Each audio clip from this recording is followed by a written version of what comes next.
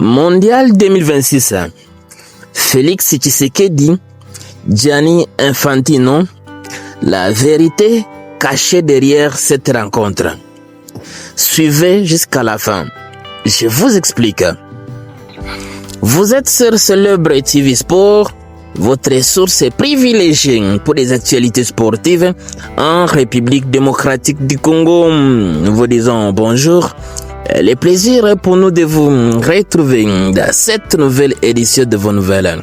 Sur cette chaîne, nous vous parlons sport dans toutes ses dimensions, spécialement des actualités les plus chaudes concernant la tanière de léopard de la RDC, ses internationaux et ses binationaux, et cela dans des rapports de quintessence. À New York, à marge de la session annuelle des Nations Unies, le président de la République démocratique du Congo, Félix Tshisekedi, a eu un échange particulier avec le président de la FIFA, Gianni Infantino.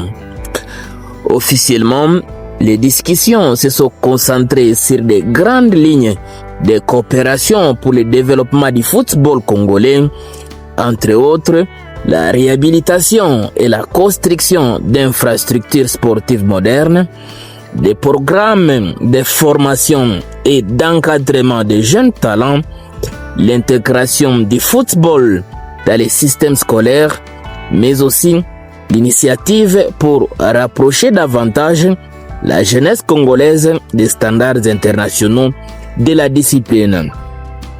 Autant de projets concrets qui traduisent la volonté de replacer la RDC au cœur de la carte footballistique africaine et mondiale.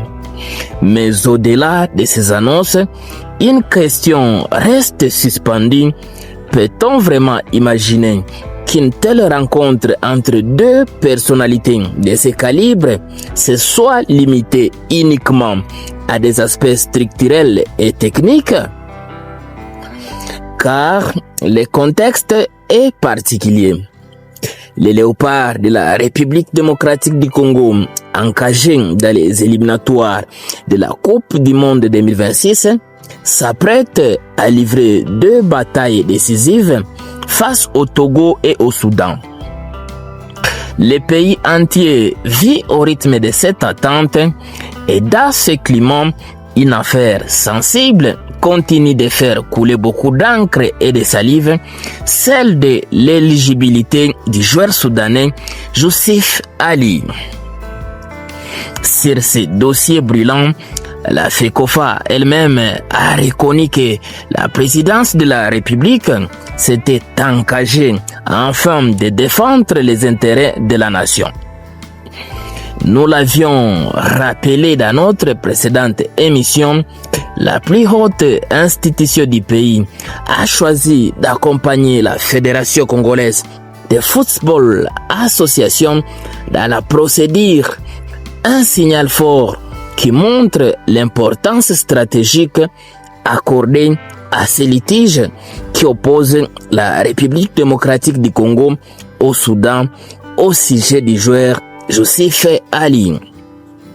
Dès lors, comment ne pas penser que ce sujet, même s'il ne figurait pas dans l'ordre du jour officiel, ait pu être effleuré dans les coulisses new-yorkaises? Bien sûr, il ne s'agirait pas de solliciter une faveur ni d'influencer une décision, mais peut-être d'insister subtilement sur l'attente légitime d'un traitement équitable et transparent de la part des instances internationales, notamment la Fédération internationale de football association pour ce cas Youssif Ali.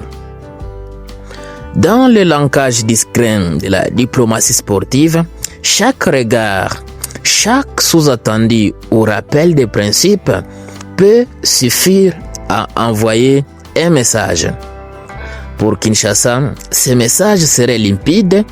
La RDC ne demande pas un avantage, mais simplement que la partie se joue à 11 contre 11 selon les règles sans irrégularité. Vous le savez, Dans ce groupe, le Sénégal est à tête du classement provisoire aux éliminatoires du Mondial 2026 avec 18 points après avoir battu la RDC à Kinshasa par 3 buts à 2 et celle-ci vient à la deuxième place avec 16 points. Alors que le cas Joseph Ali est encore sous suspense, dans un match qui s'était joué il y a plus d'une année, la RDC avait contesté l'éligibilité du joueur Joseph Ali qui était entré à court de jeu. Selon cette accusation, le joueur portait le passeport finlandais, vous le savez bien.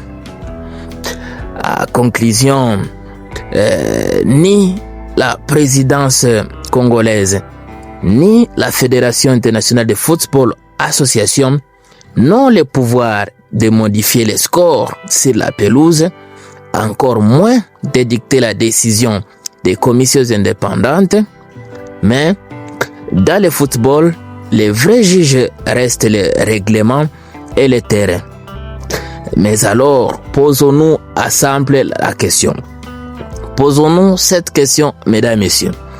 Le président Tshisekedi, président de la République démocratique du Congo, qui a donné en tout cas son accord à soutenir la FECOFA dans cette affaire Joseph Ali, et le président Gianni Infantino, le président de la FIFA, peuvent-ils réellement se retrouver dans un tel contexte sans évoquer, ne serait-ce qu'entre lignes, le dossier Joseph Ali?